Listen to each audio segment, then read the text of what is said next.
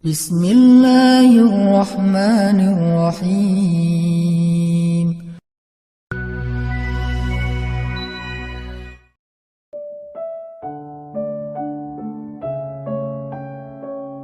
Nabi Al-An'am kan, 1 juz lebih sedikit, 11 lembar kan, 1 juz 10 lembar.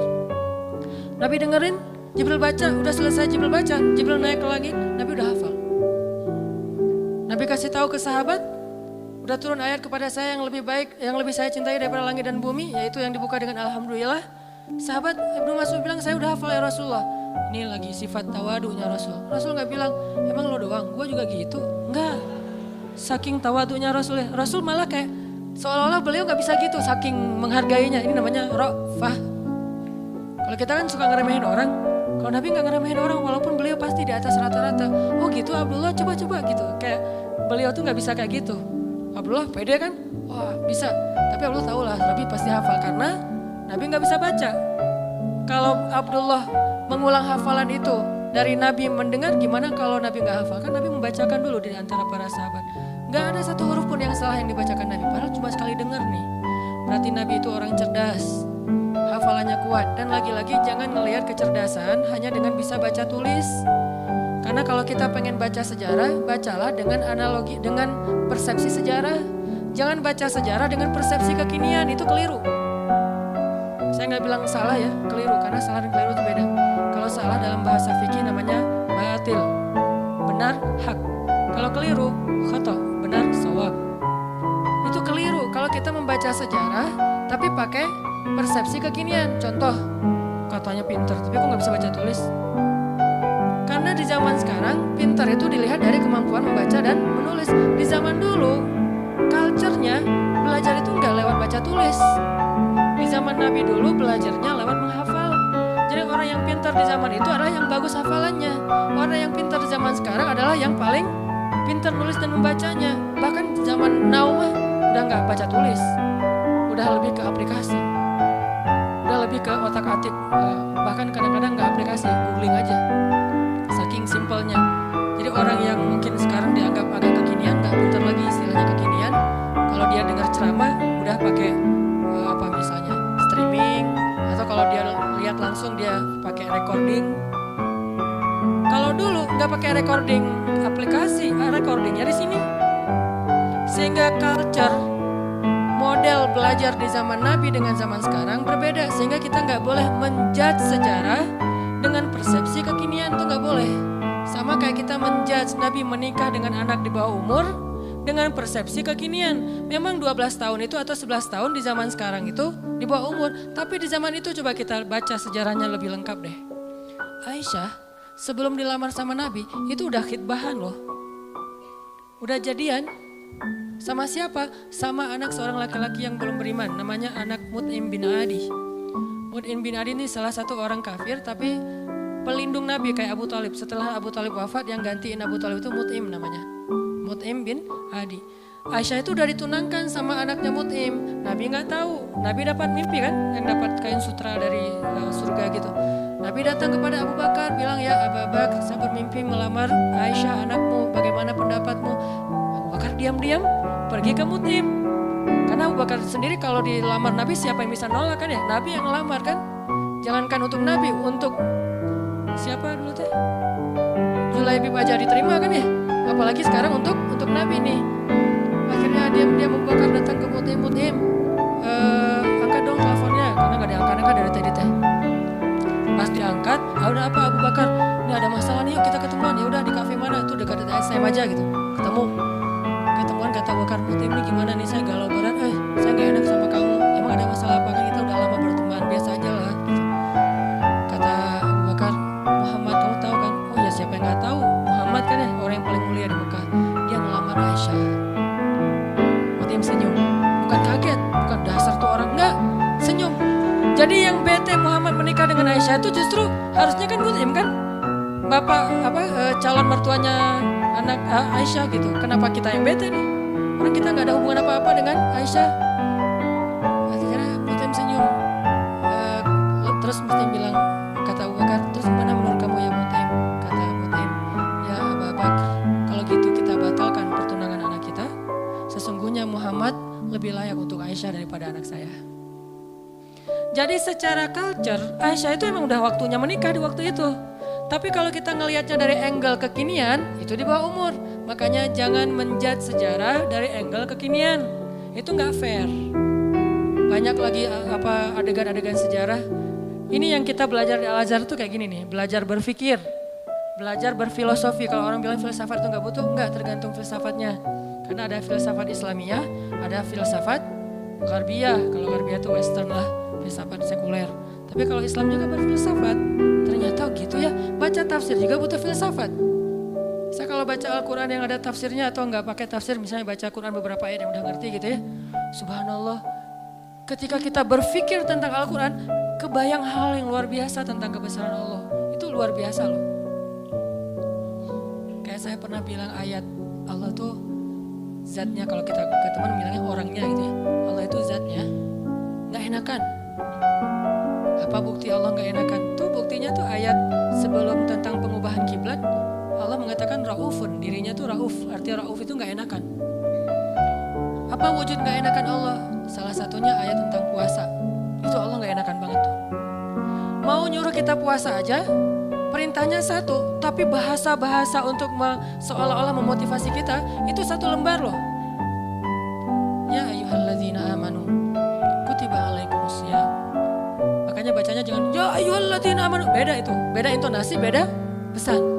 Tapi kalau kita baca ya ayyuhalladzina amanu, kan kata Nabi, bacalah Al-Quran dengan suara sedih kan, bukan dengan suara teriak.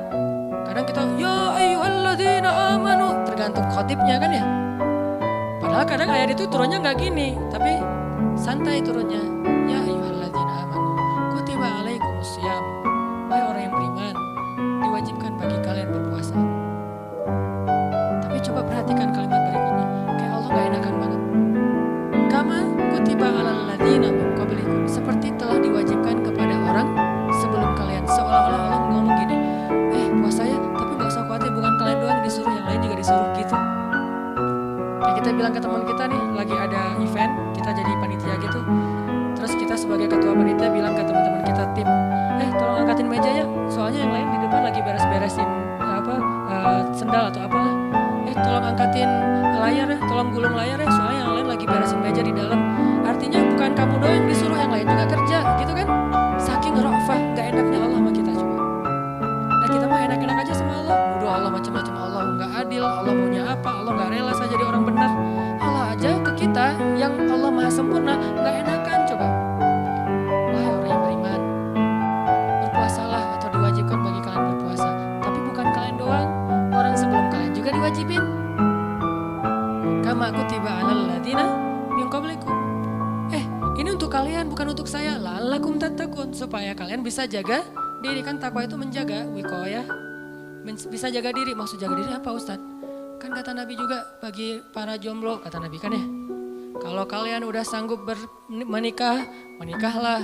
Kalau nggak sanggup atau nggak ada yang mau sih nggak ada hadisnya sih. Nggak sanggup maksudnya. Nabi kan ngomongnya elegan ya, saya aja yang nerjemahinnya kurang elegan. Maksud nggak sanggup di sini itu bukan cuma nggak punya materi, nggak ada yang mau juga. Kan nggak mungkin Nabi bilang nggak mau ya, nggak ada yang mau ya, nggak mungkin kan?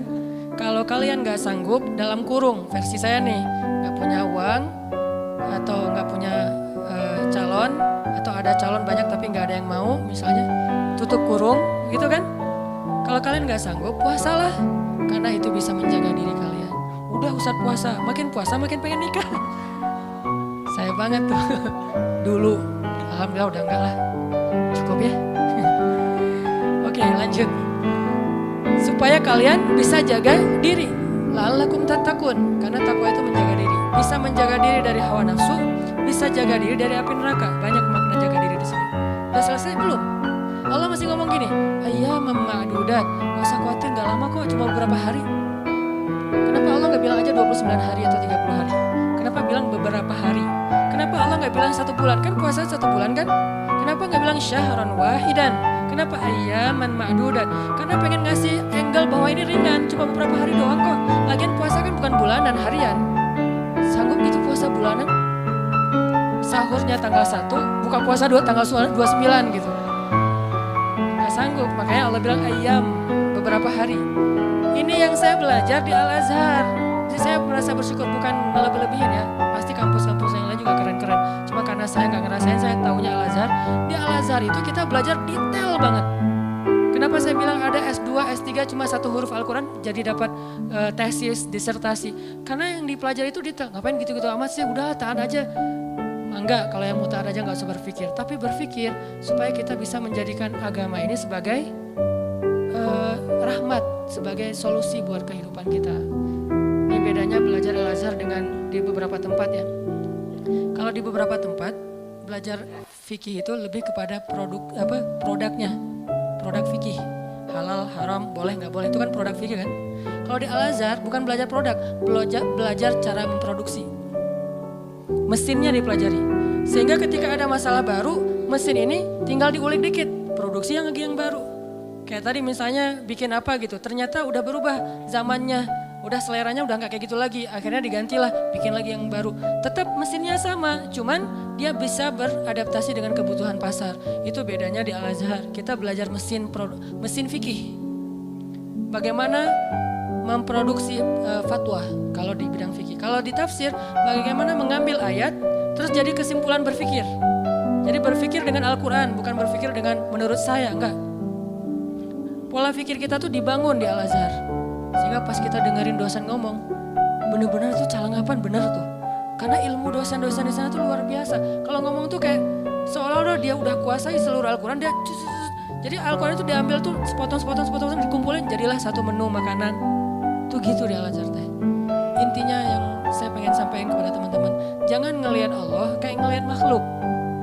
Karena nanti jadi salah paham. Jangan banyak mintalah, gak enak sama Allah. Justru Allah itu gak enak kalau gak diminta. Allah senang banget kalau kita minta. Dan Nabi yang paling banyak meminta ke Allah namanya Ibrahim. Sehingga disebut Inna Ibrahim la'awwahun halim. Apa arti awwah? Bukan awwah ya. Awwah artinya da'a, suka berdoa.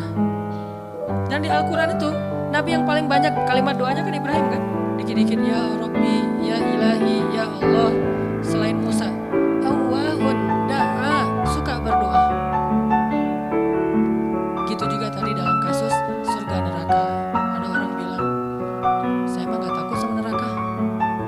Setan aja, iblis takut sama neraka. Kita yang lebih garang daripada iblis, enggak. Iblis itu udah paling, kalau dibilang bejat, paling bejat mah iblis. Udah gak ada lagi lebih bejat daripada iblis. Udah gua mah lebih bejat dari iblis, gak ada. Iblis itu paling bejat tuh udah. Jadi kalau ada manusia, gimana pun dia bejat masih kalah sama iblis. Yang paling soleh itu adalah Muhammad SAW. Walaupun yang paling suci adalah malaikat, tapi yang paling soleh, beda suci sama soleh ya. Karena orang soleh bisa aja ada kesalahan. Ini berpikir nih, orang soleh tetap ada kesalahan. Kalau suci gak ada kesalahan. Dan gak ada manusia yang suci. Yang ada manusia yang soleh. Nabi bukan suci, maksum, terjaga. Kesalahan tetap ada, tapi bukan dosa. Karena Nabi tidak berbuat dosa, karena maksum. Tapi kesalahan, beliau bermasa muka, beliau salah memutuskan tentang perkara tawanan perang dalam perang surat Al-Anfal. Beliau salah misalnya keliru dalam masalah sikap kepada orang-orang yang belajar kepada beliau. Terus didatangin orang-orang kafir Quraisy yang belajar suruh mojok dulu, ditegur sama Allah. Ayat teguran ke Nabi itu banyak loh. Termasuk beliau karena pengen nyenengin istri-istrinya lagi cemburu. Nabi bilang ya udah deh, saya gak akan minum madu lagi. Kan baru pulang nih dari rumah salah satu istrinya, ketemu istri yang Aisyah. Aisyah nanya, dari mana aja sih kok lama banget datangnya? Itu dari rumah Sofia. Ngapain sih di sana terus? Kan dia tuh maksudnya pendek gitu. Udahlah, makan apa sih? Dikasih apa di sana? Emang makanannya enak banget ya? Enggak, cuma minum madu doang. Wah, enggak enak, pasti madunya enggak bener nih. Mulutnya enggak enak tuh. Akhirnya Nabi bilang, ya udah mulai sekarang saya enggak akan minum madu lagi demi menyenangkan Aisyah. Turun ayat. Hai Nabi, kenapa kamu mengharamkan apa yang Allah halalkan demi menyenangkan istrimu? At-Tahrim.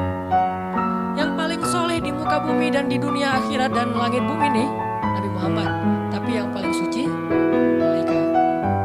Di sini ketahuan, oh ternyata orang soleh juga bisa ngelakuin kesalahan. Kalau Nabi kesalahan kekeliruan, kalau kita kesalahan. Tapi dia langsung recovery balik. Gak ada yang suci. Fala tuzakku anfusakum. Jangan kalian menganggap diri kalian suci. Tapi yang paling bejat adalah